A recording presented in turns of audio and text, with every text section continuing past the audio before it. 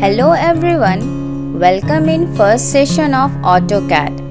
I am using AutoCAD 2016 version. Here I am your trainer Sandhya Suman. Let's start the session from basic by knowing more about AutoCAD software. I am going to tell you what is AutoCAD. AutoCAD is basically stands for Automatic Computer Aided Design. After knowing the full form of AutoCAD, let's see the short history of AutoCAD.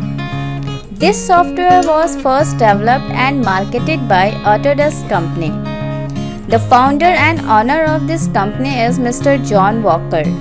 The first release was in December 1982 and the first version was 1.0. The stable release is AutoCAD 2021, which was released on 25th of March 2020.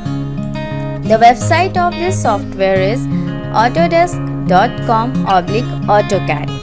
From this site, the new users can download free software by providing their college student ID details. Now let's see the advantages of AutoCAD.